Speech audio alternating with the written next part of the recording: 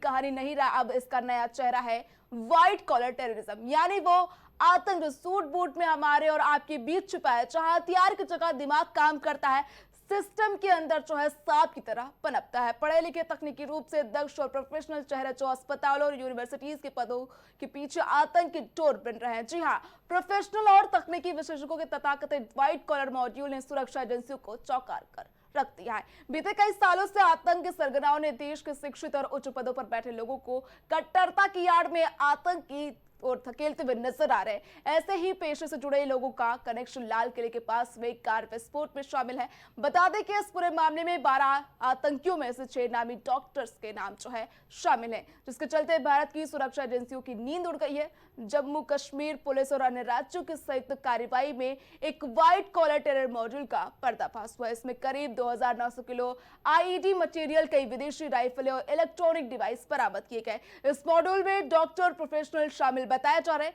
सुरक्षा एजेंसियों का कहना है कि आतंक का रिक्रूटमेंट पैटर्न भी जो है पूरी तरीके से बदल चुका है। पहले इंजीनियरिंग और आईटी बैकग्राउंड वाले युवा टारगेट होते थे, अब ध्यान मेडिकल और बायोटेक फील्ड पर है, क्योंकि इन प्रोफेशनल्स के पास होता है ज्ञान, प्रतिष्ठा और क्लीन इमेज जो लोगों को शक से बचा लेती है। आपको बता दें कि दिल्ली के लाल किला ब्लास्ट केस में गिरफ्तार किए गए 12 आरोपियों में तकरीबन 6 लोगों के नाम शामिल हैं, जिनमें doctor Shaheen Saeed, doctor Muzammil Shakeel, doctor Adil Ahmad, doctor Parvez, doctor Sajjad Ahmad और डॉक्टर तजामुल अहमद मलिक का नाम जो है सामने आया है। सुरक्षा एजेंसियों का मानना है कि अब ध्यान मेडिकल और बायोटेक फील्ड पर है, क्योंकि इन प्रोफेशनल के पास जो है ज्ञान होता है और उनकी इमेज जो होती है क्लीन होती है। आपको बताते चले कि एक दशक पहले भारतीय खुफिया एजेंसियों ने जिन प्रमुख आतंकी मॉड्यूल को पकड़ा, उनमें अधिकतर सदस्य इंजीनियरिंग ग्रेजुएट थे। Jamaat ud Dawa Ansarullah Bangla Team ISI Indian cell के पकड़े गए युवाओं में 70% इंजीनियरिंग या कंप्यूटर साइंस पृष्ठभूमि से थे,